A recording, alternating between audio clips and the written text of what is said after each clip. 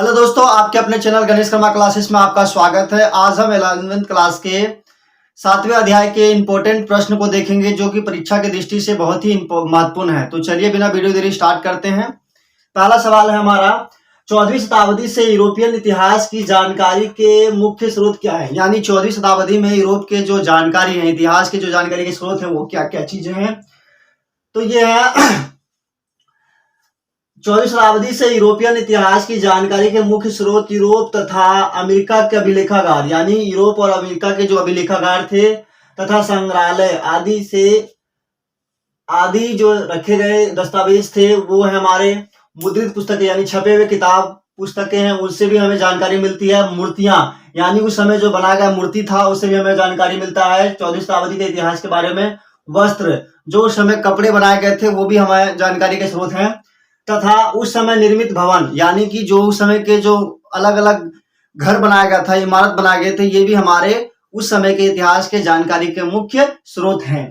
ठीक है। दूसरा प्रश्न हमारा है, 15वीं शताब्दी के आरंभ में किन लोगों को मानवतावादी कहा जाता था। यानी कि 15वीं शताब्दी में यूरोप में किन लोगों को मानवतावादी कहा जाता था। तो उसका आंसर हो जाएगा 15वीं शताब्दी के आरंभ में उन अध्यापकों को जो मानवतावादी कहा जाता था जो व्याकरण, अलंकार शास्त्र, कविता, इतिहास तथा नीति दर्शन आदि विषय के को पढ़ाते थे। यानी ये सब जो सब्जेक्ट है एक तरह से उनके बारे में जो नॉलेज रखता था उनको मानवतावादी कहा जाता था। कहते हैं पुनर्जागरण से क्या अभिप्राय है। ठीक है, ये बहुत ही इंपॉर्टेंट सवाल है, कई बार पेपर में आया हुआ है। 15वीं शताब्दी में इटली में पुनर्जागरण आया, यानी कि 15वीं शताब्दी में इटली में पुनर्जागरण आया जिससे रेनेसां कहा जाता है या कहते हैं। यूरोप से अज्ञान के लंबे अंधकार युग के बाद ज्ञान का एक नया आंदोलन आरंभ हुआ, यानी कि नए नए चीजों की जानकारी का आंदोलन शुरू हो गया। ठीक है। यूरोप के लोग के मन में यूरोप की प्राचीन सभ्यता तथा संस्कृति के प्रति फिर से रुचि बढ़ गई। यानी कि जो यूरोप के लोग थे, जो प्राचीन संस्कृति या सभ्यता थी उनके प्रति लोगों की जागरूकता बढ़ गई और संस्कृति के प्रति रुचि उत्पन्न हो गई। इसी को पुनर्जागरण कहा गया। ठीक है। अगला प्रश्न है, पुनर्जागरण की मुख्य विशेषता क्या है। ये भी कई बार सवाल आए हुए हैं।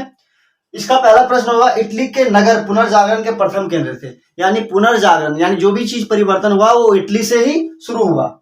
नवीन कला शैली, यानी कि नए नए जो कला शैली होती है उनका विकास और जन्म होने लगा।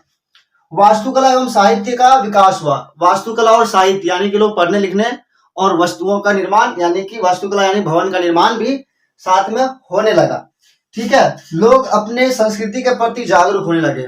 जो पुरानी जो संस्कृति थी आज भी हम देख सकते हैं, कई बार क्या होता है अपने जो संस्कृति होती है उनसे ज्यादा उनका लगाव होता है, जुड़ा होता है। पांचवा है, लोगों को नई नई तरह की जानकारी प्राप्त होने लगी। यानी कि लोगों को नया नया तरह का जानकारी मिलने लगा जिससे उनके ज्ञान बढ़ने लगे। ठीक है।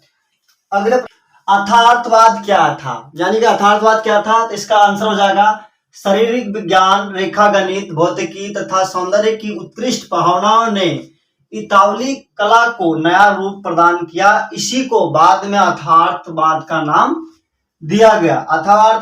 अर्थार्थवाद की यह परंपरा 19वीं शताब्दी तक चलती रही। ठीक है। दूसरा है, छठा क्वेश्चन हमारा हो जाएगा, धर्म सुधार आंदोलन के मुख्य उद्देश्य क्या थे।